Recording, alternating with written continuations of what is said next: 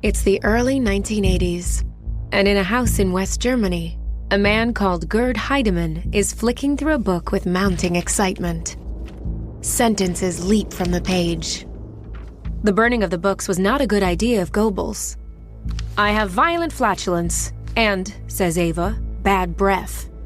The measures against the Jews are too strong for me." The book he is reading is one of 60 volumes of the revelatory personal diaries of Adolf Hitler himself.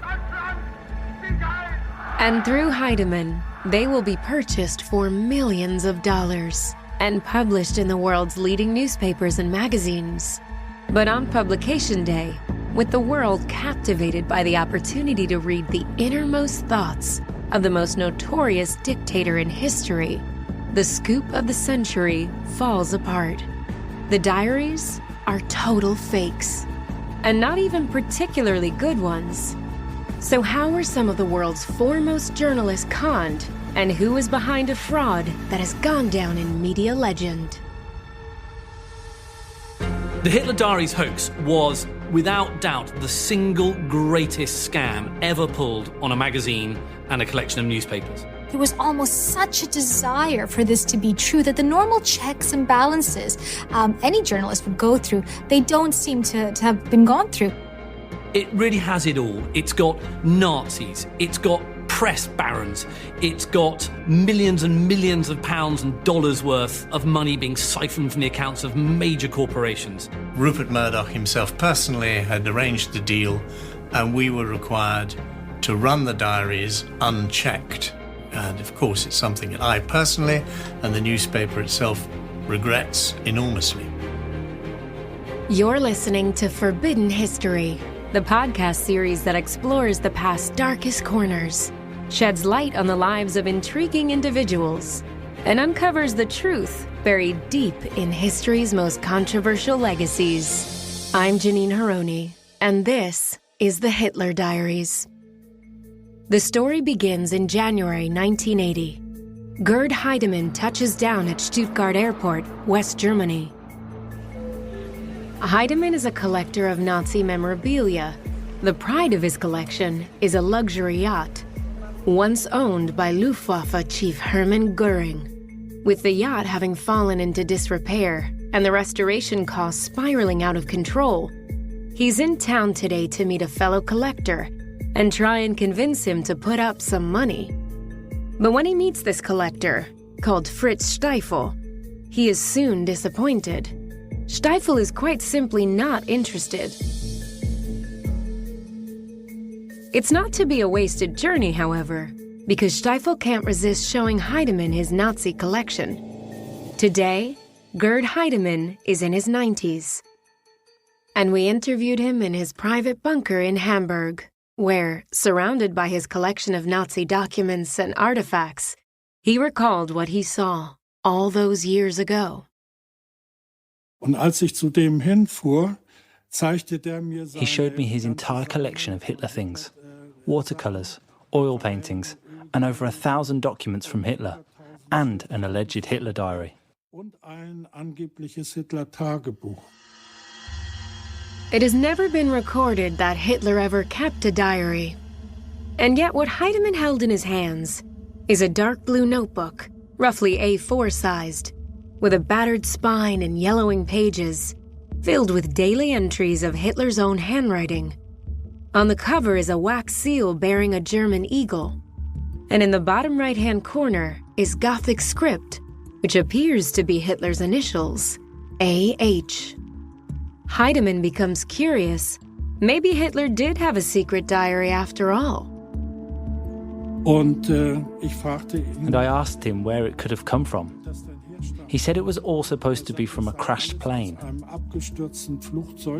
in which Hitler was getting things from Berlin to Salzburg, because it was all going to be brought to Obersalzberg.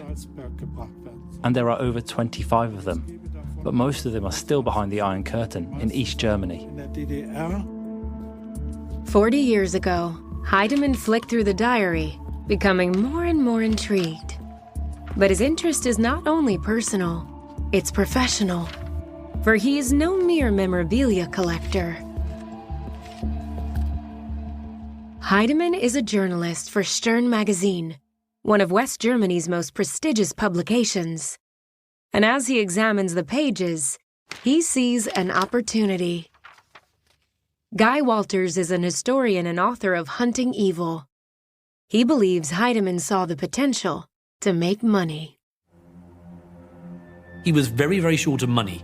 He had bought Hermann Goering's yacht that had cost him millions of marks to try and restore. Millions of marks he didn't have. He was also a journalist for Stern, and he used to love working on stories about Nazi Germany, to the extent that the management actually regarded him as being kind of SS and Nazi obsessed. The Hitler Diaries, if true and if published with him at the helm, would make him millions, more than enough to restore Goering's yacht.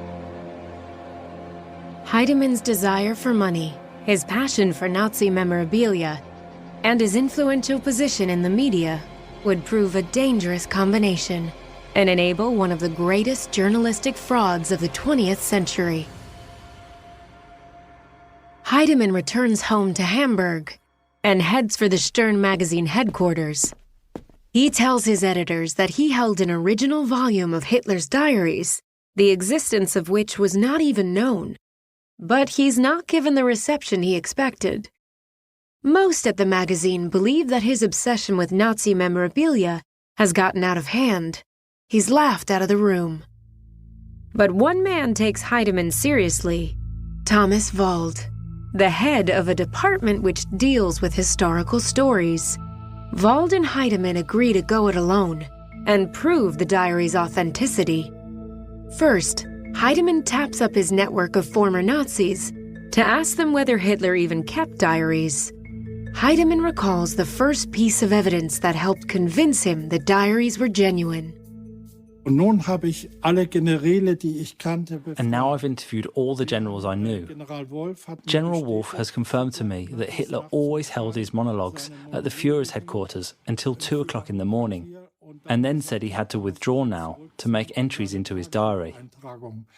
Then I learned from the window of his driver, Erich Kemper, that Hitler always took notes on the way and told the driver that everything was intended for his diary. Und dem Fahrer Erich Kemper gesagt hat, dass es alles für sein Tagebuch bestimmt.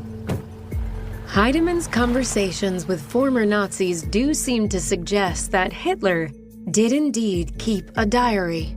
We asked historian Guy Walters for his opinion. It's very difficult to establish whether Hitler really did or did not have a diary. Of course, it's perfectly possible that in the dead of night when he went to bed, don't forget Hitler would go to bed at 2, 3, 4 o'clock in the morning, that he may have scribbled a few lines into a notebook and locked it away.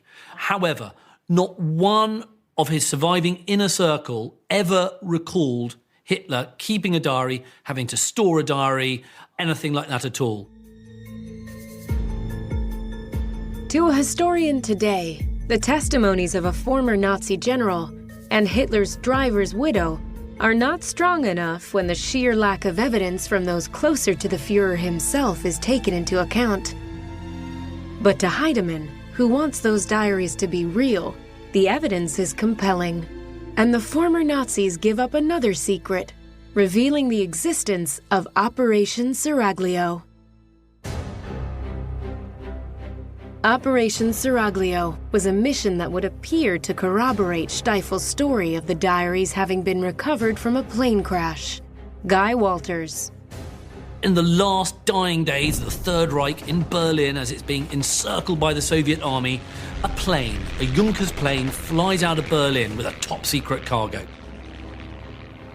A cargo that contains all sorts of valuables associated with Hitler, but most important of all, Hitler's personal papers.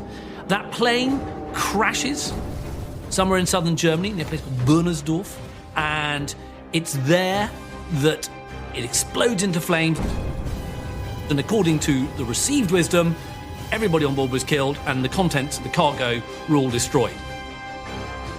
It is recorded that Hitler was utterly distraught upon hearing about the plane crash.